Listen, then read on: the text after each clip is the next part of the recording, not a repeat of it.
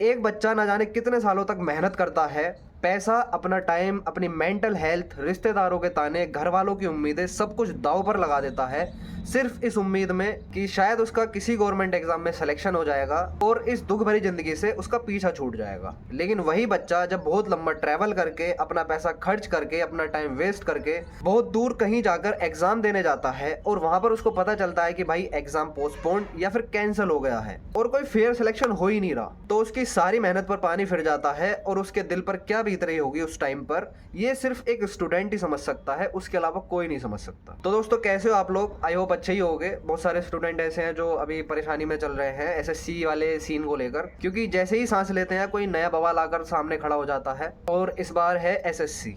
पूरे भारत में एसएससी को लेकर प्रोटेस्ट हो रहे हैं। अब प्रोटेस्ट हो क्यों रहे हैं, स्टूडेंट्स की क्या डिमांड है, कौन कौन से वो बड़े नाम हैं जो इस प्रोटेस्ट में बच्चों का साथ देने उतरे हैं और उनकी आवाज दबाने के लिए उनके साथ क्या क्या किया गया है, तो चलो इस वीडियो में हम बात कर लेते हैं। तो सबसे पहला क्वेश्चन आता है कि भाई प्रोटेस्ट हो क्यों रहा है। तो देखो, स्टूडेंट्स का कहना है कि जहां पर भी सेंटर जाता है वहां टेक्निकल प्रॉब्लम हो रही है, जैसे कि सिस्टम क्रैश हो जाता है, माउस ठीक से वर्क नहीं कर रहे हैं, एग्जाम कैंसिल हो जाते हैं, इन्विजिलेटर्स को सिस्टम चलाना नहीं आता, और इतना ही नहीं, किसी का सेंटर गलत अलर्ट हो जाता है या किसी को एंड मोमेंट में पता चलता है। देखो वैसे तो ये सारी प्रॉब्लम्स इंडिया में अब कॉमन हो चुकी हैं। कभी एसएससी के एग्जाम लीक हो जाते हैं, कभी यूपी पुलिस का एग्जाम लीक हो जाता है, और हद तब हो जाती है जब नीट तक का एग्जाम लीक हो जाता है। मतलब सबके सब पैसा कमाने में लगे हुए हैं, एग्जाम फॉर्म भरवा लेते हैं, पैसा आ जाता है, उसके बाद एग्जाम कैंसिल कर देते हैं। अब देखो इंडिया में हर चीज को लेकर पॉलिटिक्स आती है, अब चाहे वो क्रिकेट हो, कबड्डी हो, बैडमिंटन हो या कोई भी स्पोर्ट हो। और स्पोर्ट ही नहीं, इवन इंडिया के हॉस्पिटल्स तक में भी हालत खराब है। अब लोगों को सिर्फ एक ही चीज पे भरोसा है और वो है गवर्नमेंट एग्जाम। लोग सोचते हैं ये सेफ है, इसमें फेयरनेस होती है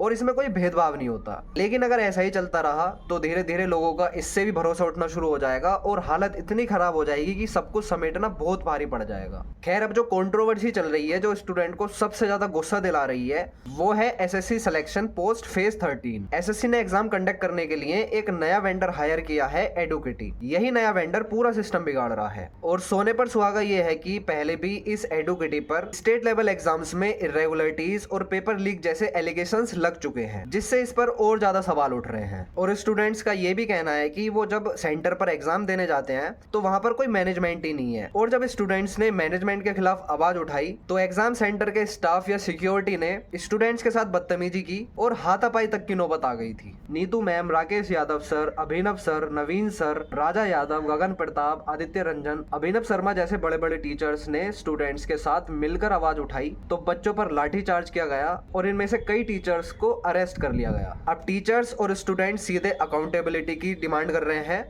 इनका कहना है कि एसएससी के नए वेंडर के कॉन्ट्रैक्ट कैंसिल किए जाएं और पहले वाले वेंडर को वापस लाया जाए, जैसे कि टीसीएस, और गवर्नमेंट हमारे खिलाफ ना जाकर हमारा साथ दे और इसमें इंटरफेयर करे।